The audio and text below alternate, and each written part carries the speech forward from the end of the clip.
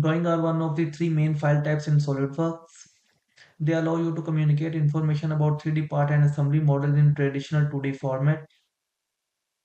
Drawing documents have a file extension of SLDDRW and are fully associated with the parts and assembly they reference, meaning if change is made to the model, the drawing will update automatically to reflect the change. In this tutorial, I'll show you how to create a new drawing file, add drawing views of a simple part and dimensions, and will also demonstrate associativity between the part and drawing documents. Here I have a finished part that I will use to create drawing. With the part open, I can quickly create a drawing by going to the new document layout and selecting make drawing from part assembly or the file menu and selecting the make drawing from part command. The sheet format size dialog box immediately opens so you can select the basic sheet settings. You can use a window on the left to choose an orientation and size from one of the sides. SolidWorks sheet format. Use the browse button to load any custom sheet formats you have saved or set a custom sheet size to create a blank sheet to work from. I'll select the size B and C landscape sheet for this drawing and click OK to create the sheet. Since this drawing was created directly from a part, the view palette task pane is automatically open with the default views showing.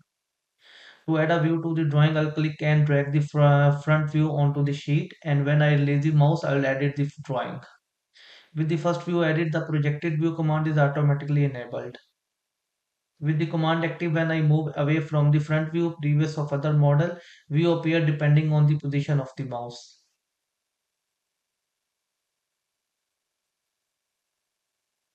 I'll left click to place top, right, and isometric view, then click the green.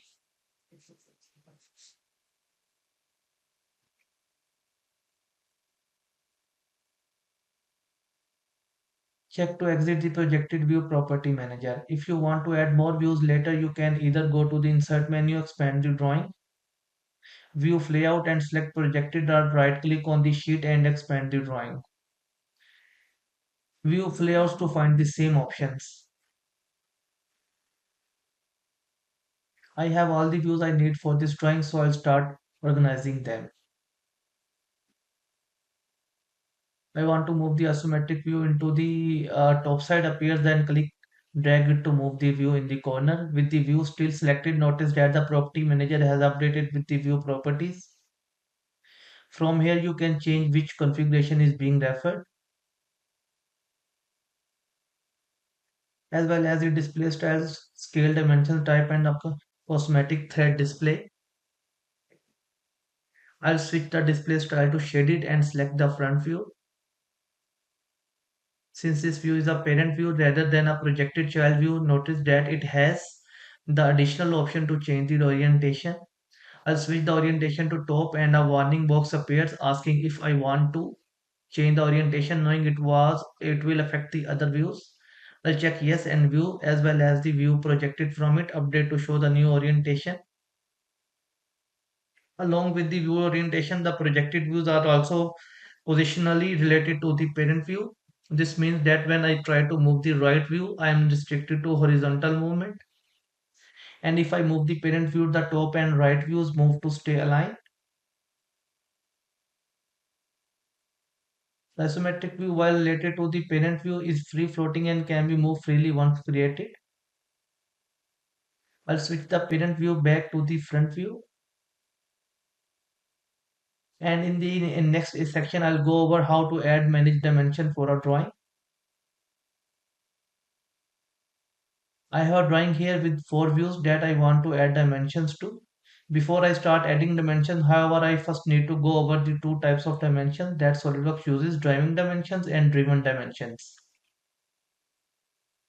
Driving dimensions are imported directly from the 3D model and are the same dimensions used to create the sketches and features.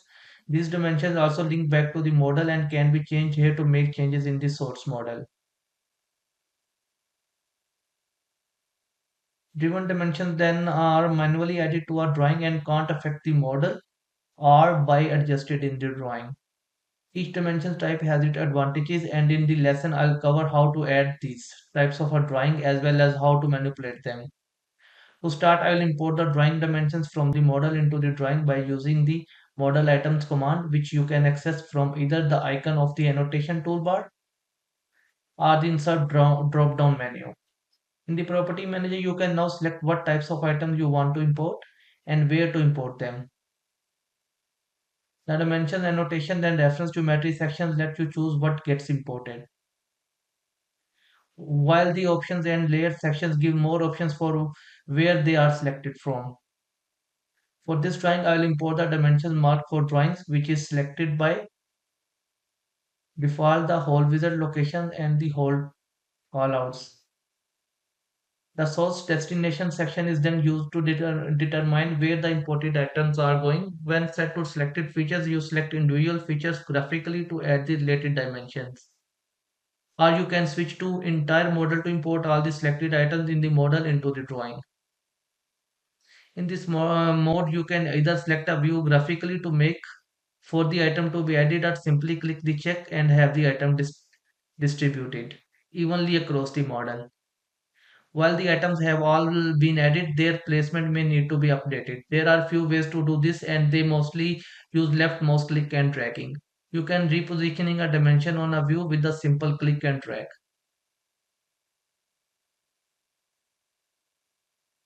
Move a dimension to a different view. Data shows the same geometry by holding down shift before you click and drag. Copy a dimension to a second view by holding control while clicking and dragging. Or delete any dimension by simply selecting it and pressing the delete key. Or right click on it and select hide. If you want to adjust the placement of multiple dimensions at once, you can either control select the specific dimensions or window select them, and in the dimension palette that appears, you can select from a few alignment options. I'll select auto range dimensions for now, and you can see that all the dimensions are now right the model without overlapping. The dimensions palette can also be used to adjust the properties of the selected dimensions, such as the tolerance, precision, and style. These properties can also be adjusted in the property manager along with the primary value and dimension text. With all the imported dimensions added, next I will add a driven dimension. As mentioned previously, this must be done manually and simply displays the measurement on the drawing without any control over the model. Placing the dimension is done with the smart dimension tool, which you can find to the annotation toolbar. Once active, you simply select the object or object you want to dimension between, and you can see that the rapid dimensions icon appears. I'll choose which side of the view I want the dimension added to, then click the icon to place it. The rapid dimension tool appears when the checkbox is enabled in the dimension property manager and can quickly place and position dimensions. I'll press escape to deselect the dimension and zoom it on it. The distinguish it from the driven dimension, which appears are black by default. Driven dimensions such as this are displayed in the gray color. Finally, I want to show the association between the model and the drawing by updating the model and showing how the drawing updates. To access the model, you can click on any view and use the context toolbar to select open the part. Right click on a view to access the same option. Or if the part is already open, tile to the next window by holding control and pressing tab. I'll increase the base size of the model by double click the front face to show its dimensions, changing the length 125 mm or rebuilding the part.